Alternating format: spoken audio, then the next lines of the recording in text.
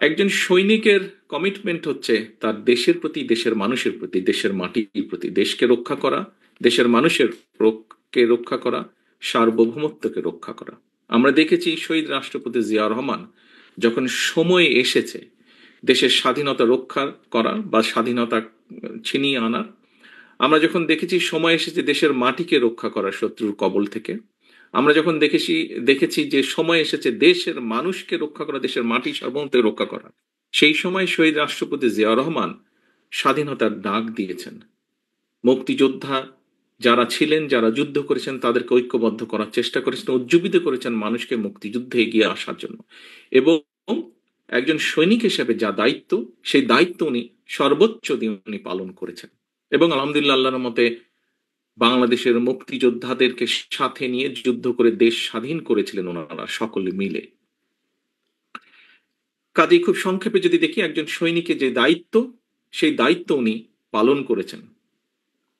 আমি বিশ্বাস করি, যেহেতু উনি একজন সশস্ত্র বাহিনীর সদস্য ছিলেন, বর্তমান এবং আগামী দিনে সশস্ত্র বাহিনীর যে সকল সদস্য আসবেন, দেশের স্বাধীনতা, সার্বভৌমত্ব, দেশের মাটিকে রক্ষার শপথ নিয়ে তারা শহীদ রাষ্ট্রপতি জিয়া রহমানের যে বীরত্ব, সৈনিক হিসাবে ওনার যে কাজগুলো, কমিটমেন্ট, সেটি তাদের সকলকে উজ্জীবিত করবে, সাহসী করবে। এরপরে যদি আমরা দেখি, সময়ের প্রয়োজনে, দেশের প্রয়োজনে, পরিস্থিতির কারণে শহীদ রাষ্ট্রপতি জিয়া রহমানকে একজন রাজনীতিবিদ হিসাবে আমরা দেখেছি। একজন রাজনীতিবিদের যেই কাজ, উনি একজন সৈনিক হয়েও তারপরে যখন উনি রাজনীতিবিদ হিসাবে আবর্তিত হলেন বা রাজনীতিবিদ হিসাবে উনি যখন কাজ শুরু করলেন, সেই সময় আমরা দেখেছি যে উনি ঢাকা শহরের ভিতরে বসে থাকেননি। একজন রাজনীতিবিদের কাজ হচ্ছে যেহেতু মানুষের জন্য রাজনীতি করা, মানুষের কাছে উনি ছুটে গিয়েছেন, মানুষের সাথে কথা বলেছেন, মানুষ সম্পর্কে জানতে চেয়েছেন, মানুষের সমস্যা বুঝতে চেয়েছেন, সেইভাবে উনি সমস্যা সমাধানের চেষ্টা করেছেন। উনি যে আদর্শ দিয়েছেন, যে 19 দফা দিয়েছেন, সেগুলোর মাধ্যমে উনি মানুষকে ঐক্যবদ্ধ করার চেষ্টা করেছেন, জাতিকে বিভক্ত না করে। পূর্বে আমরা দেখেছি, উনি দায়িত্ব গ্রহণের আগে আমরা দেখেছি বিভিন্ন রকম থিওরি দিয়ে জাতিকে বিভক্তির চেষ্টা হয়তো করা হয়েছিল, কিন্তু উনি চেষ্টা করেছেন সকল জাতিকে বাংলাদেশি, বাংলাদেশি বলতে যাদেরকে বোঝায়, বাংলাদেশ, এখানে আলোচকবৃন্দ আলোচনা করেছেন। স্বাভাবিকভাবেই একটি দেশের মধ্যে বিভিন্ন ধরনের মানুষ থাকতেই পারেন, থাকাটাই স্বাভাবিক। উনি চেষ্টা করেছেন সকলকে এক জায়গায় নিয়ে আসার জন্য, এবং সবচেয়ে সেটি ধর্ম, বর্ণ, সকল কিছুর উপরে গিয়ে উনি একটি পরিচয় দিয়েছিলেন, আমরা বাংলাদেশি, যেই পরিচয়ে আমরা আজকে সমগ্র বিশ্বে পরিচিত। একজন রাজনীতিবিদ হিসেবে উনি সেটা করেছিলেন। এবং আজকে এত বছর পরেও আমাদের যে এই দল, বাংলাদেশ জাতীয়তাবাদী দল, যার একজন কর্মী আমি, সামনে যারা বসে আছেন অনেকেই তার কর্মী, মঞ্চে উপস্থিত আছেন কয়েকজন এই দলের কর্মী হিসাবে, নেতা হিসাবে। আমরা দেখেছি যে উনি রাজনীতিবিদ হিসাবে সফল ছিলেন বলেই আজকে আমরা বাংলাদেশ জাতীয়তাবাদী দলকে, ওনার চলে যাবার পরেও, এত বছর পরেও আমরা এই দলকে মানুষের মধ্যে ধরে রাখতে পেরেছি। যদি এরপরে যদি আমরা দেখি, একজন স্টেটসম্যান হিসাবে, একজন স্টেটসম্যানের কাজ কি? একজন স্টেটসম্যানের কাজ হচ্ছে দেশের মানুষকে সঠিকভাবে পরিচালনা করা, দেশকে সঠিকভাবে পরিচালনা করা। একজন স্টেটসম্যানের কাজ হচ্ছে দেশের মানুষের সমস্যার সমাধানগুলো করা। আমরা যদি দেখি এখানে আজকের প্রধান আলোচক নজরুল ইসলাম খান সাহেব, উনি ওনার বক্তব্যে বলেছেন, ওনার যেহেতু সরাসরি কাজ করার সুযোগ হয়েছিল শহীদ রাষ্ট্রপতি জিয়া রহমানের সাথে, ওনার সেই এক্সপিরিয়েন্স থেকে উনি কতগুলো কথা বলেছেন। কাজে আমরা যদি দেখি, যেমন আজকে আমরা আলাপ করছি, প্রায় আমরা বলে থাকি দুটো বিষয় নিয়ে। বাংলাদেশের যে বৈদেশিক মুদ্রার যে সোর্স, একটি হচ্ছে গার্মেন্টস শিল্প, আরেকটি হচ্ছে প্রবাসীদের রেমিটেন্স। এই দুটোতে জিয়া রহমান সাহেবের অবদান আছে।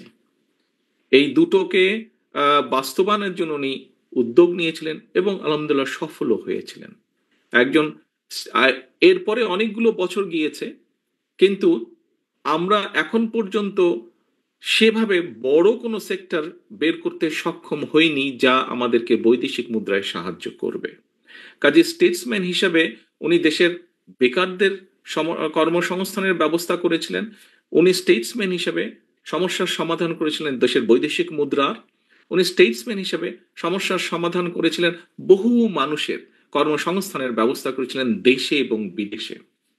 এবং শুধু তাই নয়, প্রবাসীদের মাধ্যমে এবং একই সাথে গার্মেন্টস এর যে আজকে যে প্রসার, এর মাধ্যমে আমরা আমাদের দেশকেও বিশ্ব দরবারেও কিন্তু তুলে ধরতে পেরেছি প্রবাসীদের মাধ্যমে। এবং এই গার্মেন্ট শিল্পের মাধ্যমে বহু পৃথিবীর বিলিয়ন্স অফ মানুষ কিন্তু একটি বড় অংশ বাংলাদেশের সাথে পরিচিত আছে।